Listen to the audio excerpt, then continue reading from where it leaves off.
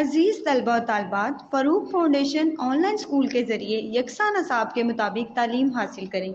अगर हमारी वीडियोस पसंद आएँ तो चैनल को सब्सक्राइब करें और दोस्तों के साथ शेयर करें और बेल आइकन को लाजमी दबाएं ताकि आइंदा आने वाली तालीमी वीडियोस आप हासिल कर सकें।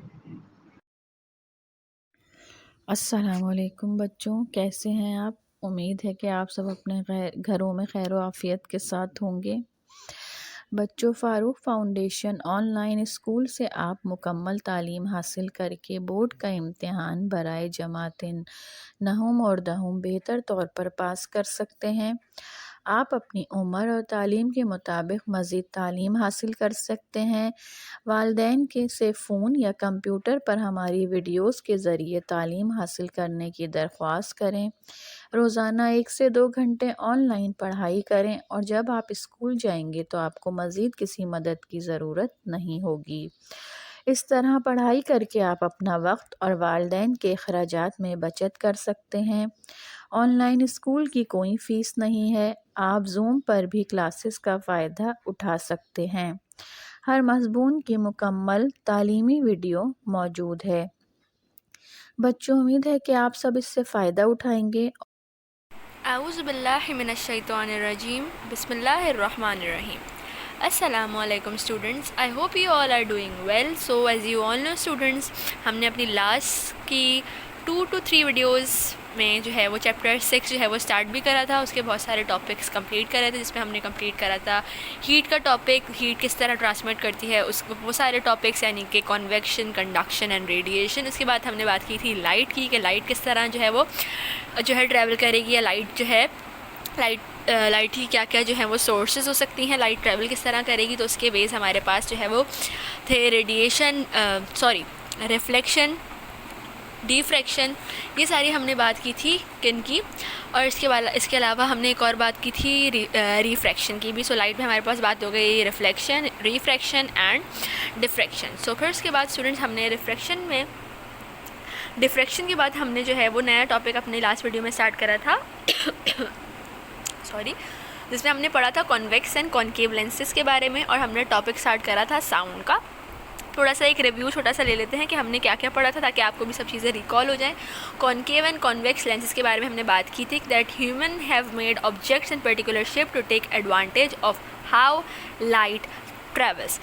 हमने बहुत सारे जो ह्यूमंस हैं यानी इंसान हैं, उन्होंने बहुत सारे शेप्स बनाए हैं, पर्टिकुलर शेप्स बनाए हैं, जिसमें हमने यूज़ करे हैं convex and concave and convex जो है हमने शेप यूज़ करे हैं लेंसेज एंड मिरर में। उनका रीज़न ये था कि हमारे पास जो कॉन्वेक्स लेंस है वो हमारे पास यूज़ होता है किस लिए, वो एक bulge outward towards the light source होता है। इसके अलावा हम लोग यूज़ करते हैं उन लोगों में जिनको किसकी प्रॉब्लम होती है, लॉन्ग साइडनेस की होती है, यानी कि which means they have problem seeing the thing that are close to them, यानी कि वो चीज़ें नहीं दिखती उनको जो उनके करीब होती हैं। उनकी करीब की नज़र जो है वो वीक हो जाती है, कमज़ोर हो जाती है। तो वहाँ पे ऐसे जो उनको लेंसेज यूज़ किए जाते हैं ताकि उनको जो है वो क्लियर नज़र आने लगे। Convex mirror include rear view mirrors of cars and mirrors in shop to detect shop lifters.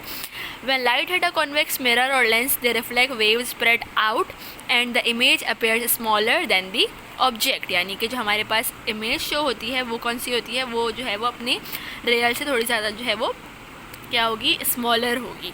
उसके बाद हमने बात की थी कॉन्केव लेंसेज की। कॉन्केव लेंसेज हमारे पास यूज़ होते हैं शॉर्ट साइडेडनेस में, यानी कि वो लोग जिनको दूर की चीज़ें नज़र नहीं आती, और तो वहाँ पे हम लोग उस पॉइंट पे हम लोग जो है वो यूज़ करेंगे जो कॉन्केव लेंसेज होंगे वो क्या करेंगे, वो हम लोग हमारे लिए क्या काम कर रहे होंगे। If it close up the image appears large, यानी कि अगर कोई इमेज जो है वो हमारे करीब होगी तो हमें लार्ज नज़र आएगी। कुछ चीज़ें जो है वो हमें, कुछ इमेज जो है वो हमारी उल्टी भी बन रही होंगी। When light hits a concave mirror और lens, the light is directed into the centre. The way the image appear depend on how far the object is from the lens, यानी कि डिपेंड करता है कि हमारा ऑब्जेक्ट जो है वो हमारे लेंस से कितना दूर है। Concave lenses in spectacles help people who are short sighted, which means they have a problem seeing things that are far away.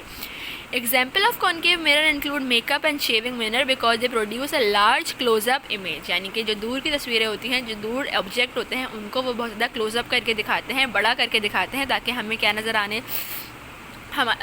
बड़ा करके नहीं, उनको बहुत ज़्यादा जो है वो करीब करके दिखाएंगे ताकि यानी कि हमारी जो मेकअप वगैरह में हमारी आंखें जो हैं ज़ाहिर वो तो हम फोकस नहीं कर पा रहे होते, तो हम मिरर जो है वो ऐसा यूज़ करेंगे कॉनकेव लेंस वाला, ताकि वो हमें जो है वो करीब से नज़र आने लगे हमें मेकअप करने में। इसके अलावा मेल्स जो हैं सारे, उनको शेविंग करने में भी बहुत ज़्यादा जो है वो आसानी हो सके।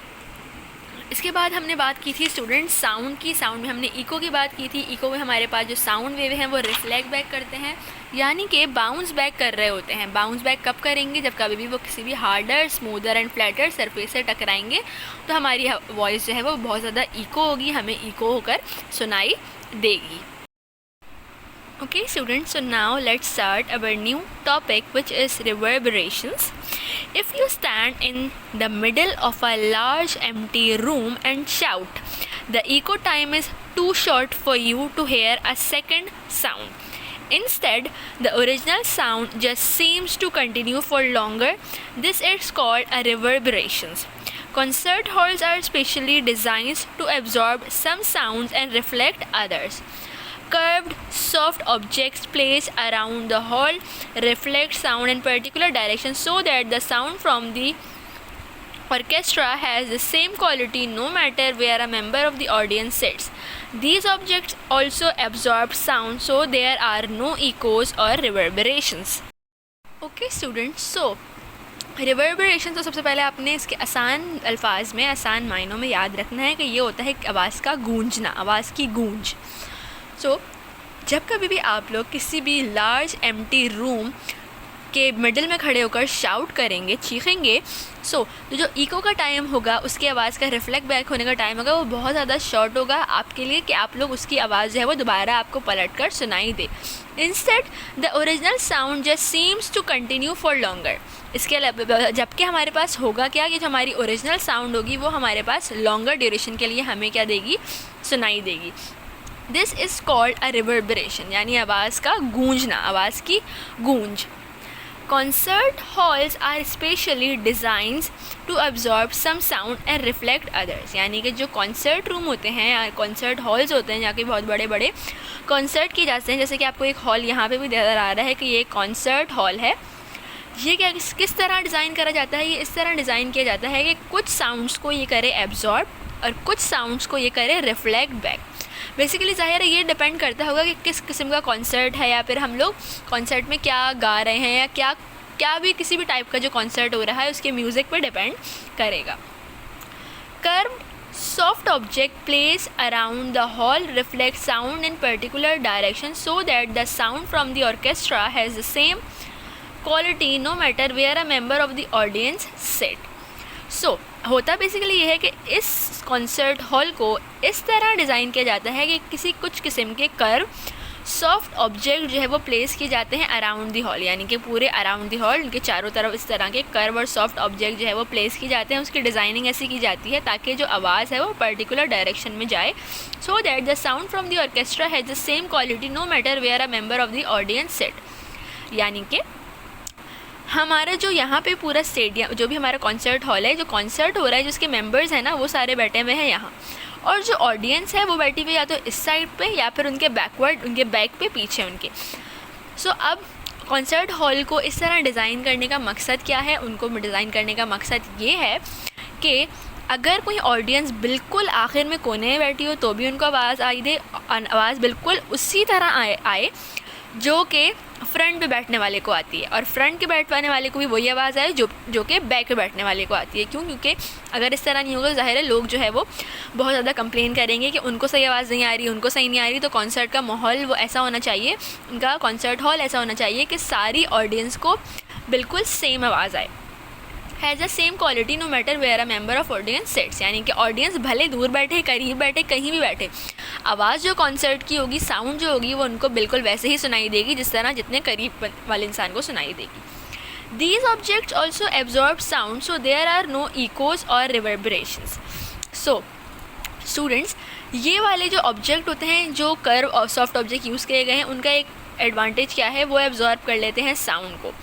ज़ाहिर है कॉन्सर्ट हॉल जो है वो बहुत ज़्यादा बड़ा होता है, उस वक्त उनके लोग तो होते हैं, लेकिन उसमें जो है वो इतना ज़्यादा हार्ड ऑब्जेक्ट होने के बावजूद भी बहुत ज़्यादा स्पेस खाली भी होता है। ज़ाहिर है आवाज़ इको करेगी, बहुत ज़्यादा उस आवाज़ में गूंज होगी।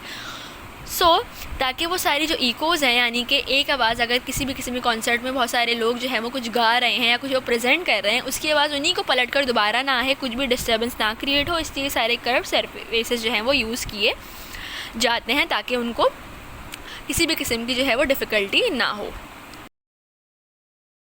Okay now, so making music से पहले इसके बाद यहाँ पे एक और जो है वो छोटा सा मुझे चार्ट बार जो है वो नज़र आ गया है। Echolocation is when sound waves are sent out to locate object. Some animal do this.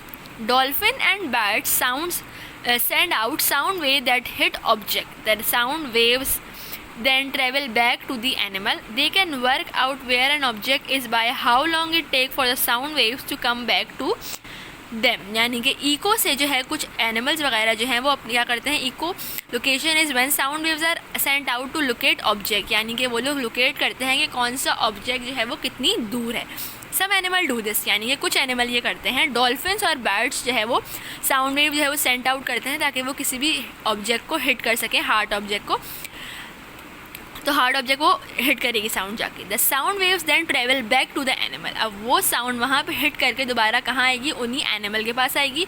They can work out where an object is by how long it take for the sound waves to come back to them.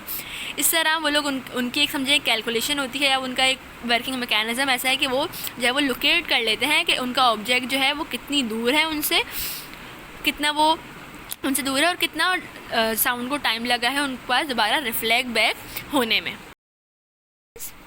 Did you know sound waves travel more slowly in cold water than in warm water? यानी कि ये भी एक हमारे पास जो है वो knowledge की बात है कि साउंड जो है वो स्लोली ट्रैवल करती है कोल्ड वाटर में जब बजाय इसके कि वार्म वाटर में।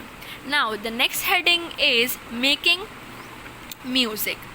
Music is a collection of different sounds.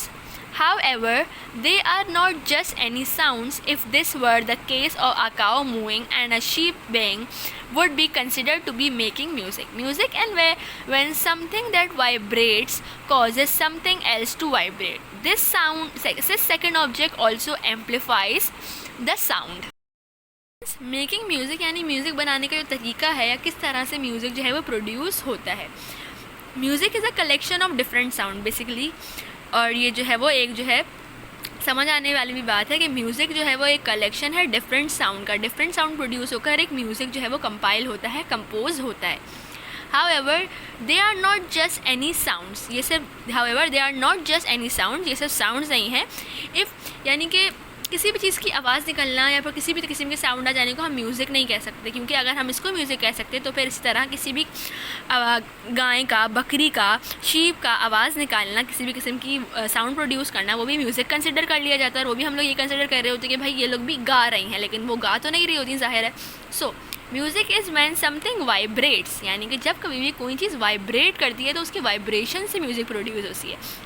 Causes something else to vibrate, कोई एक चीज़ वाइब्रेट हुई, उसने जो है दूसरे को वाइब्रेट करा, इस तरह से क्या होगी, म्यूज़िक जो है वो प्रोड्यूस होगी।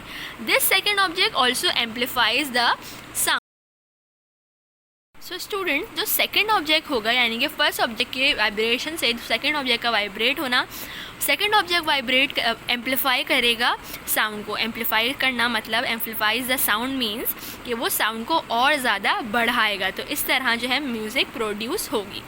इसकी एक एग्जांपल भी है हमारे पास। Here is an example. If you hold a guitar string between your fingers and ask someone to pluck it, do you think it will make a musical note? No, it won't. It will vibrate, but you will not hear a note. Now, if you attach the string across the sound box of a guitar, the vibrate string causes the sound box to vibrate. As a result, air particle inside the sound box starts vibrating at the same frequency as the string. The wood of the guitar helps to amplify this sound. यानी कि एक example आपके पास यहाँ पे दी गई है कि अगर आप if you hold a guitar string between your fingers, यानी कि अगर आप लोग गिटार की स्ट्रिंग जो है वो होल्ड करेंगे अपनी फिंगर्स के दरमियान और किसी और को जाकर ask someone to pluck it, और दूसरे बंदे को बोलेंगे, दूसरे इंसान को बोलेंगे कि इसको प्लक करे, do you think it will make a musical note, तो आपको लगता है कि एक म्यूज़िकल नोट जो है वो प्रोड्यूस होगा।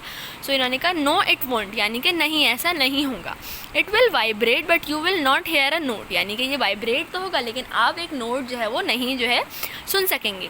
Now if you attach that string across the sound box of a guitar, यानी कि अब इन स्ट्रिंग्स को अगर हम लोग जो है वो गिटार के साउंड बॉक्स के अराउंड जो है वो क्या करेंगे, साउंड बॉक्स के अक्रॉस अटैच कर देंगे द वाइब्रेटिंग स्ट्रिंग, जब हमारी स्ट्रिंग्स जो है वो वाइब्रेट होंगी, वो क्या करेंगी, causes the sound box to vibrate. अब क्या होगा, हम लोग जब कभी भी गिटार बजाएंगे स्ट्रिंग्स वाइब्रेट होना स्टार्ट होंगी, स्ट्रिंग्स के वाइब्रेट होने की वजह से हमारा जो बॉक्स है वो वाइब्रेट होगा, sound box. As a result air particle inside the sound box starts vibrating, जैसे ही स्ट्रिंग्स ने वाइब्रेट स्टार्ट होना शुरू करा तो वाइब्रेशन से साउंड बॉक्स वाइब्रेट हुआ, साउंड बॉक्स के वाइब्रेशन से जो एयर पार्टिकल्स हैं उनकी वाइब्रेशन स्टार्ट हुई। So the air particle inside the sound box start vibrating at the same frequency, यानी उसी सेम रफ्तार से as the string. Sound box के अंदर के जो पार्टिकल्स हैं, एयर पार्टिकल, वो भी उसी रफ्तार से जो है वाइब्रेशन उनकी होगी जिस तरह से स्ट्रिंग्स की होगी। The wood of the guitar helps to amplify this sound, और जो गिटार की वुड है वो क्या करेगी, वो इस आवाज़ को, इस साउंड को बढ़ाने में हेल्प करेगी। तो इस तरह क्या होगी, एक म्यूज़िक जो है वो प्रोड्यूस पूरा होगा। Now, different musical notes can be created by changing the force and length of the vibration. So with a guitar, strings can be held down at different points to change the length of the string, creating the vibration. Strings can be tightened or loosened. Strings can be placed in different positions in relation to the sound box. So students, different musical notes के बनाने के लिए हम लोग क्या कर सकते हैं, उस डिफरेंट म्यूज़िकल नोट्स यानी म्यूज़िकल नोट्स को चेंजेस उसमें लाने के लिए हम क्या कर सकते हैं, चेंज कर सकते हैं force and length of the vibration को।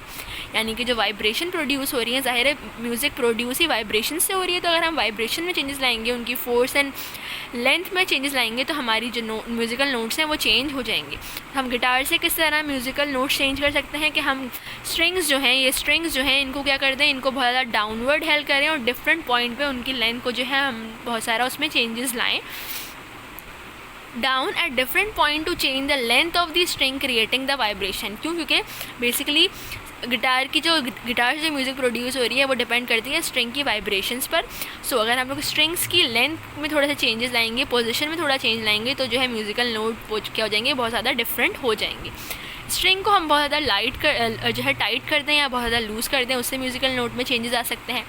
Strings can be place in different position in relation to the sound box, यानी कि जो साउंड बॉक्स है उसको हम लोग दूर कर दें, उसको हम करीब कर दें, उसको हम ऊपर कर दें या नीचे की साइड कर दें, तो इससे भी बहुत ज़्यादा जो है वो स्ट्रिंग्स की वाइब्रेशन में चेंजेस आएंगे। और स्ट्रिंग की वाइब्रेशन में चेंजेस आने की वजह से म्यूज़िकल नोट बहुत सारे डिफरेंट हम क्रिएट कर सकते हैं। क्यों? क्योंकि अगर हम लोग एक ही पोजीशन पर रखकर काम कर रहे होंगे, ज़ाहिर है म्यूज़िकल नोट्स भी हमारे सारे सेम होंगे। तो हमें म्यूज़िकल नोट्स में डिफरेंस क्रिएट करने के लिए, डिफरेंट म्यूज़िकल नोट्स बनाने के लिए स्ट्रिंग की पोजीशन को चेंज करना पड़ेगा। All instrument work in the same way. Brass instrument have walls that change the length of the column of vibrating air. So students, all instruments working in the same way, सारे instrument जो हैं वो same ही mechanism पे काम कर रहे होते हैं, सेम ही तरह काम करते हैं। क्यों? क्योंकि सब वाइब्रेशन प्रोड्यूस करेंगे। Brass instruments have wall that change the length of the column of vibrating air.